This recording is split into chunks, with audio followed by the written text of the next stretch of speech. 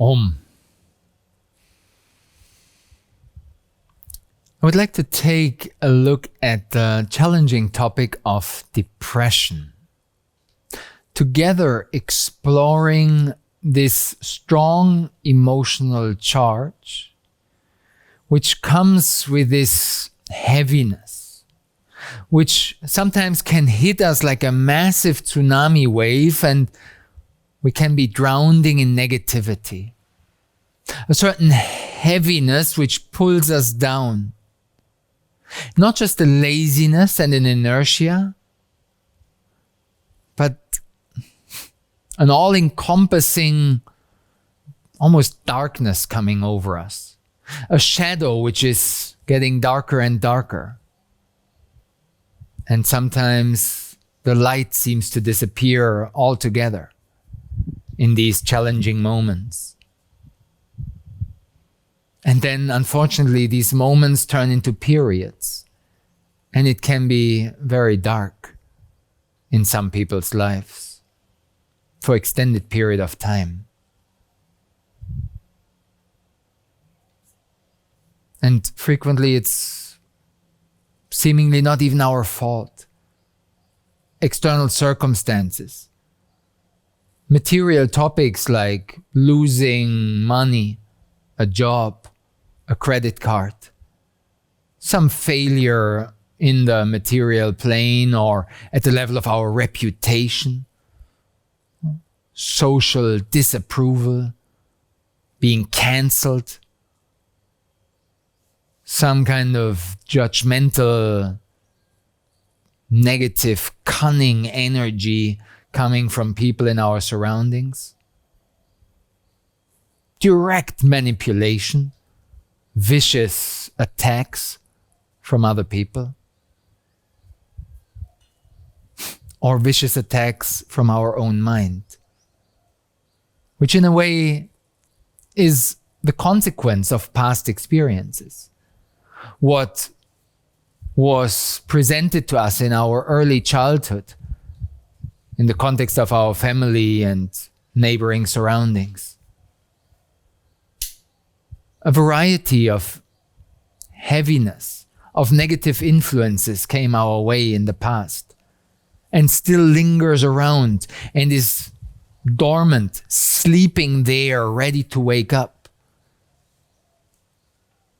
Similarly, Eckhart Tolle refers to the pain body, which frequently is dormant, sleeping, inactive, but then can get triggered and wake up, and it's like suddenly this wave of contracted negative emotions arising, either as anger or certain forms of hatred or negativity, frustration, and at other times as depression, as heaviness.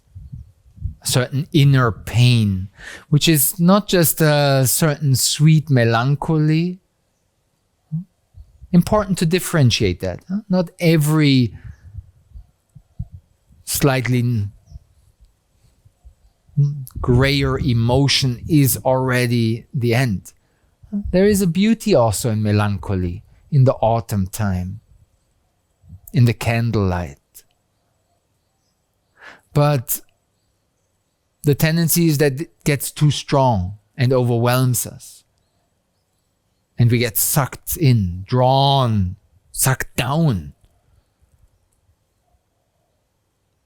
So how can we deal with it? After describing the problematic tendency, how can we keep the centeredness, maintain the sanity in these emotional waves as they come and go? Because that is important to acknowledge. It is normal that emotions come and go. Moods are more or less temporary. It's in the nature of a moody personality to be sometimes like this, other times like that. And it's in the nature of the mind to run after pleasure and avoid pain. And then there's this polarity where we go between this pleasurable and painful states. This oscillating, swinging, pendulum-like motion, or like a graph going from 0 to hero and back, from failure to success and then screwing up again, from sadness to happiness, to again being frustrated and then being up on top again. Rainy day, sunny day. That's just how life is, coming in cycles. Seasons are just flows and expressions of the polarized expression of life. Things come and go. Acknowledging the temporal nature of thoughts and emotions. Knowing that also this will pass.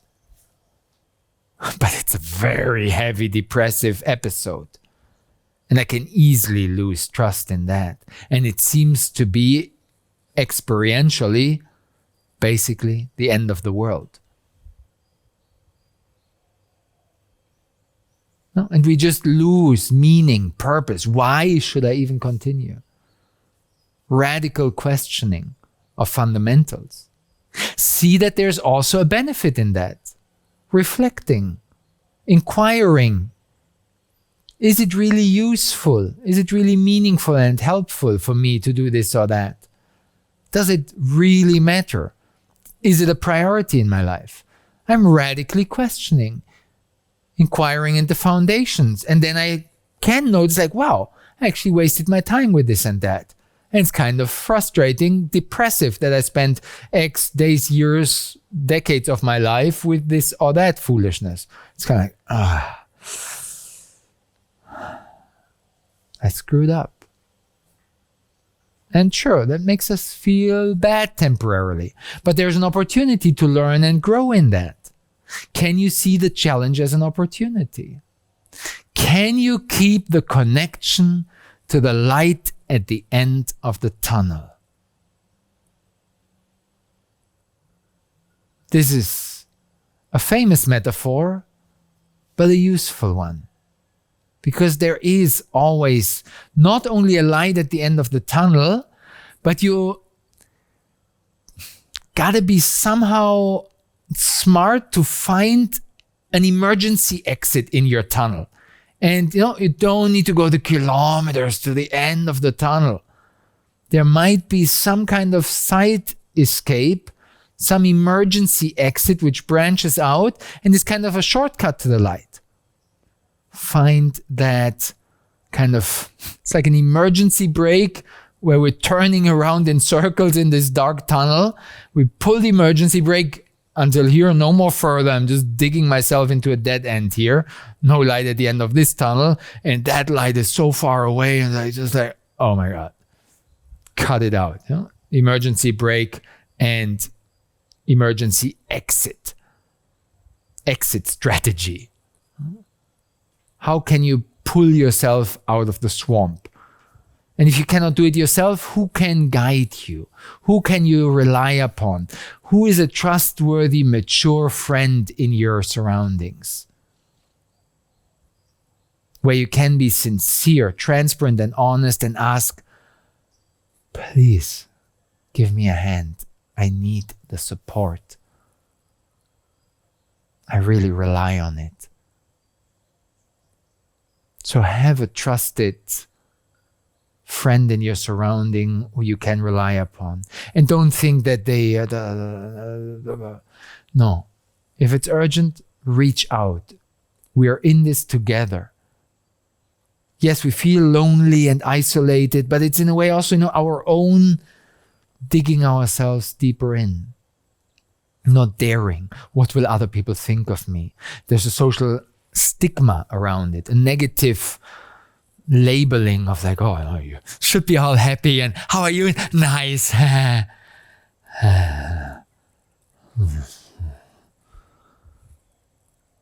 So dare to be sincere.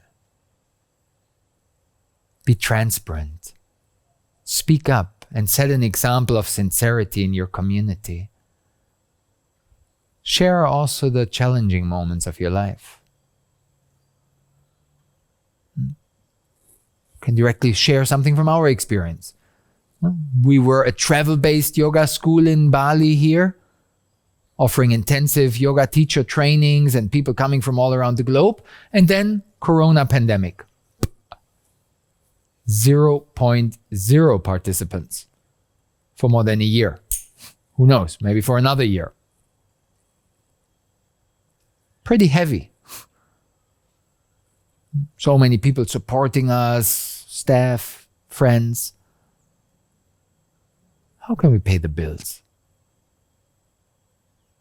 A challenging period.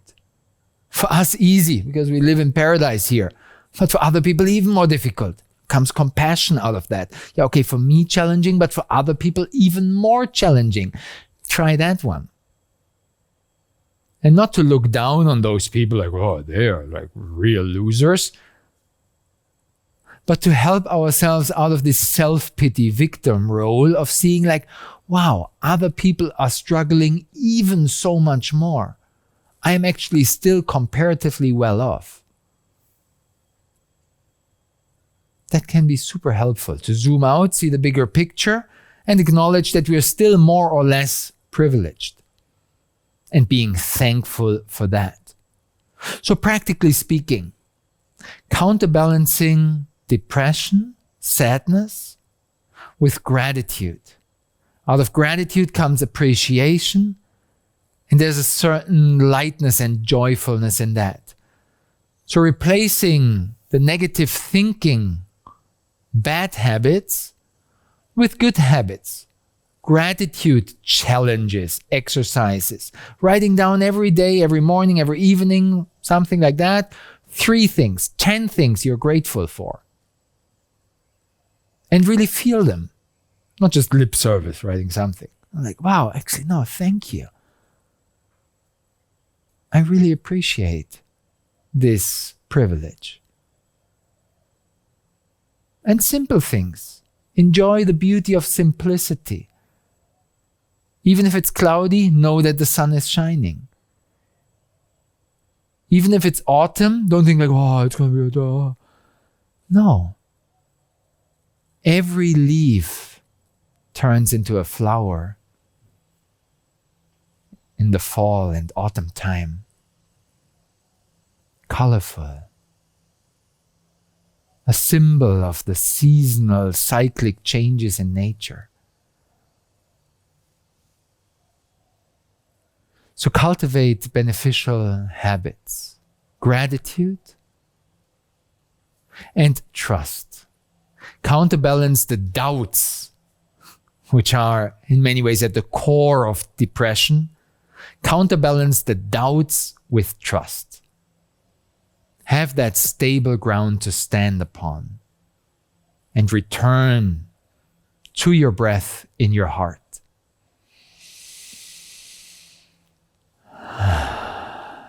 I'm here. Thankful to be alive. In a fairly healthy body. In a fairly safe place.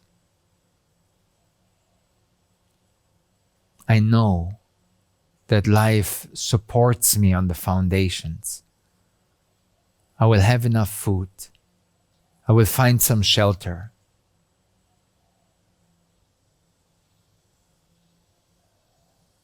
I am here. And I can never be alone. Because I am intimately connected to life. I'm breathing the air of the surroundings. I'm drinking the water which other people provide. Somehow it comes out of the tap. I eat the food which somehow ends up in my mouth. Other people supported that process. And I'm thankful. So the small things. And if it just seems to be inaccessible, as mentioned, reach out to a friend. Who you will, of course, doubt, I'm not sure if she's really my friend and if I can expose that. Trust. Allow yourself to be vulnerable and receive a hug some warmth, some reassurance.